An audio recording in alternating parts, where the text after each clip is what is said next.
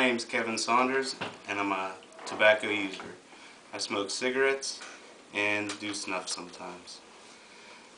Millions of people have died from tobacco use, and in my family it's affected us also. I'm a smoker, and you could probably tell by the stains on my teeth and the so-called smoker's cough I have. How many people do you know that smoke, or do you yourself smoke? Well, being a smoker myself, I have, and I'm going to talk today about the history and health effects of tobacco. The tobacco plant is native to North and South America. It's been growing there since around 16,000 BC. Strangely enough, the small plant is also related to the potato plant and also pepper plants, and even a poisonous plant, the nightshade. The American Indians used tobacco in many different ways, in religious ceremonies and medical purposes.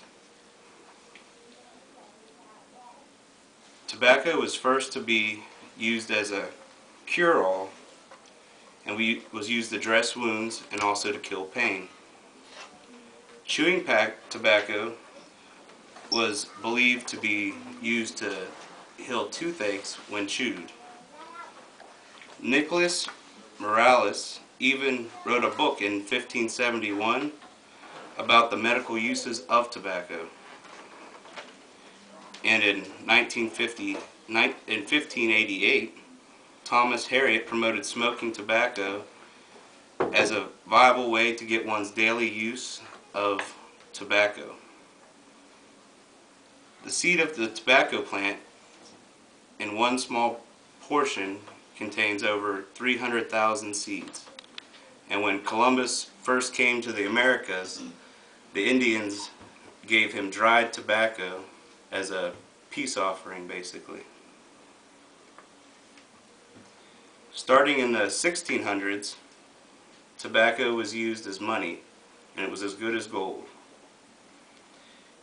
In 1976, Pierre Leroux established a company in New York City to produce tobacco, mostly in chewing tobacco and cigars. The American Revolutionary War used tobacco plants and their products to promote the war and to fund their war. Cigarettes in the U.S. were mainly made from the byproducts of the tobacco plant, which was more often used for chewing tobacco. The first pure form of nicotine was discovered in 1826, and by 1836, Samuel Green has been historically quoted as saying that tobacco can kill people. But a couple years later, in 1847, the Philip Morris Company, the famous Marlboro maker,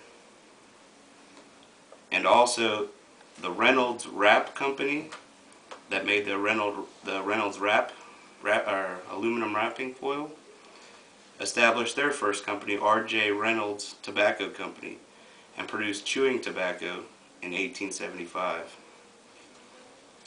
In the 1900s, cigarettes became the major producer or product of the tobacco plant, and in 1902, British Philip Morris established its headquarters in New York City.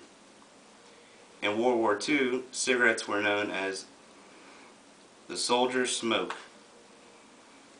and by 1923, the Camel brand controlled over little under half of the U.S. cigarettes sold in the United States. In 1939, American Tobacco Company introduced its new brand, the Pall Mall, which took over the United States cigarette producing was the largest tobacco producer of cigarettes in the U.S. The Second World War saw the sales of cigarettes skyrocket, due mostly to the fact of teenage women beginning to smoke. As popularity grew for cigarettes, so did anti-tobacco campaigns. During the 1950s, more research on tobacco surfaced and linked the deaths of smoking and chewing tobacco to health effects. In 1952, cigarette makers used filters which even contained asbestos.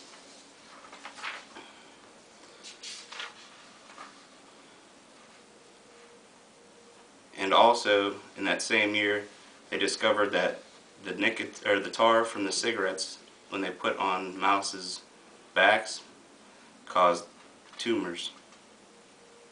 In the 1960s, the Surgeon General first recognized the smoking effects on people's health. By then, much of the health hazards of smoking came out, and by the mid-1960s, the British TV stations banned all cigarette ads on their television. This was also the time the health warnings were placed on cigarette packs.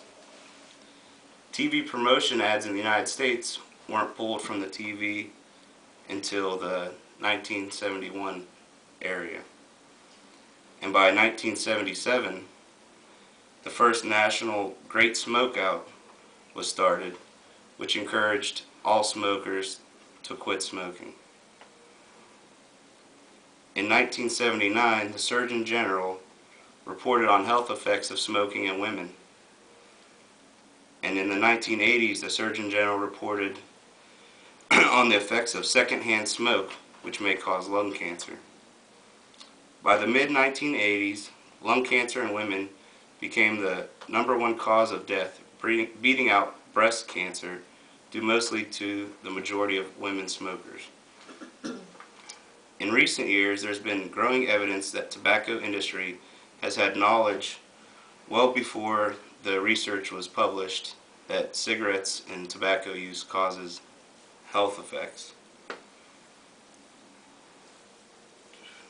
And for years, they've been trying to hide the health effects of cigarettes and chewless tobacco. Thank you.